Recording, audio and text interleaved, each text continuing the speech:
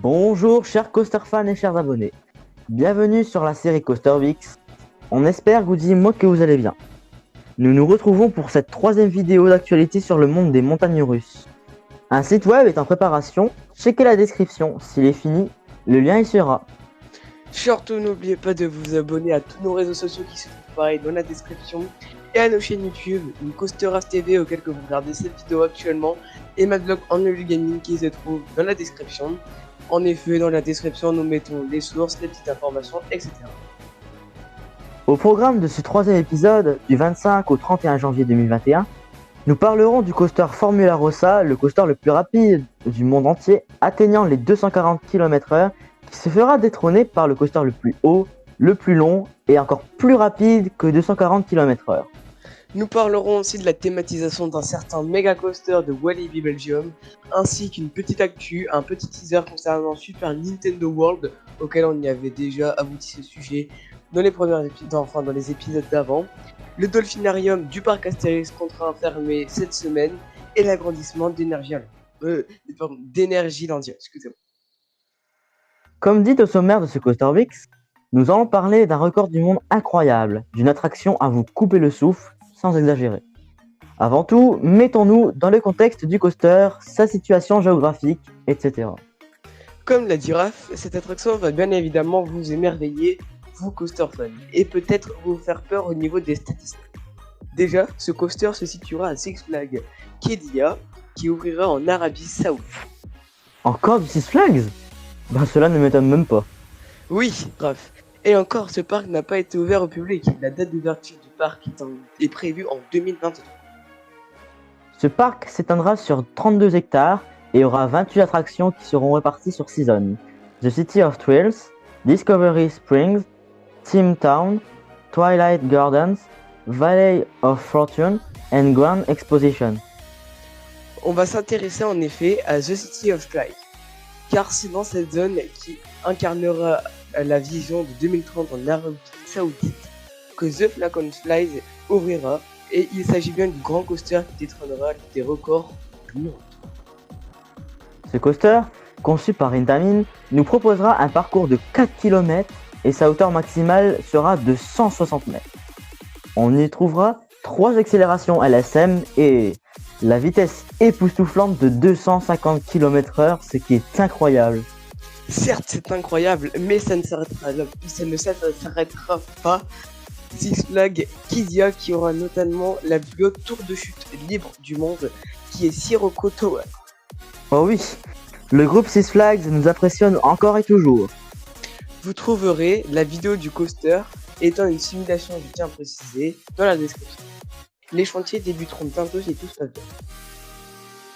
Pour une deuxième info, nous allons parler d'un autre coaster de chez Intamin, le méga coaster de Walibi Belgium, Conda, qui atteindra 113 km/h et 50 mètres de haut.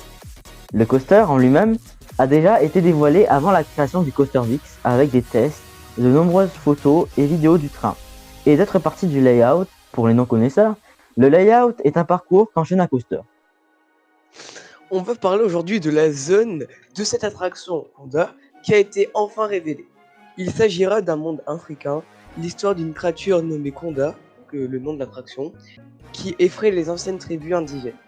16 000 plantes, 80 espèces d'arbres et palmiers, dont 14 exceptionnels. Bref, une végétation profonde occupera la zone. On pourra aussi voir des bâtiments en pierre, et qui dit créature mystérieuse dit des restes de personnages ou encore des squelettes d'êtres inexplorés. À voir ce que ça donnera, et les frissons que cette belle attraction procurera. Petite parenthèse, la zone n'étant pas aboutie, les travaux ne sont pas terminés. Ça y est, l'ouverture est pour bientôt, on s'approche à grands pas. Mais de quoi parles-tu, Raph ? Mais je parle bien évidemment du Velocicoaster. Même si j'en ai parlé durant les 2 premiers épisodes, d'ailleurs, si vous ne les avez pas encore regardés, je vous invite à le faire.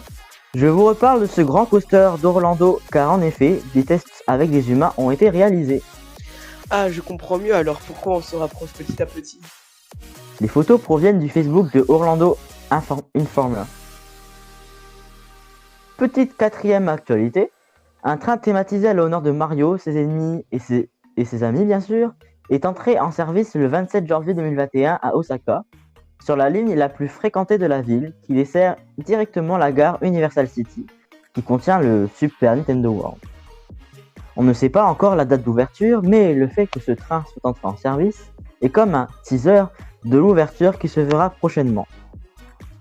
Pour une 5e actualité, nous allons parler d'un sujet sensible sur Internet. Donc nous tenons à vous dire que nous ne voulons pas faire de débat. Nous ne sommes pas spécialisés sur les animaux, mais sur les coasters. Vous allez peut-être vous dire, mais pourquoi parlez-vous d'actualité sur les animaux? Car elle concerne le parc Astérix. Cette actualité a fait le tour des réseaux sociaux cette semaine, et ça a parlé de cette actu partout. Il s'agit du célèbre Delphinarium, le théâtre Poséidon, théâtre aquatique et seul théâtre aquatique du parc Astérix. Cela fait maintenant 32 ans que le Delphinarium a ouvert ses portes, spectacle de dauphins situé dans la zone grecque du parc. D'ailleurs, après de nombreuses années de pression par des groupes de défense animalière, le parc a décidé de fermer le théâtre. D'après Nicolas Kramer, directeur général du parc, le parc Astérix est avant tout un parc d'attractions, pas un parc animalier. Nous y réfléchissons depuis plusieurs années, mais il faut du temps pour trouver la bonne solution et pour le bien-être des animaux. Les dauphins seront donc transférés vers d'autres delphinariums, ne seront pas remis en liberté car ils ont été élevés en captivité. Ils ne seraient pas habitués à une vaste étendue d'eau qu'est l'océan. Voilà, c'est tout pour cette 5e actu. Et enfin, le grand parc d'attraction Energylandia en Pologne va élargir son parc en 2021 avec une toute nouvelle zone. Aqualantis comprendra pas mal d'attractions dont Shockwave Coaster, un Launch Coaster Vekoma, soit montagne russe propulsée, un Family Boomerang Vekoma comme le Boomerang à Bellewaerde en Belgique, un Disco Coaster de chez Zamperla comme Disco Bellix au parc Astérix, Rocking Tug Zamperla, Fire Brigade encore de Zamperla, Magic Bikes encore de Zamperla et Tow Boat Ride de chez Mack. Ah oui, quand même, cela fait pas mal de nouveautés dans le monde. Merci à vous d'avoir regardé cette vidéo, n'hésitez pas à nous faire part de vos avis sur ces actualités. On espère que cet épisode vous aura plu, on se retrouve comme d'habitude samedi prochain sur cette chaîne. N'oubliez pas que les sources sont en description, de partager cette série à vos potes, à vos proches et à qui vous voulez car ça nous aide.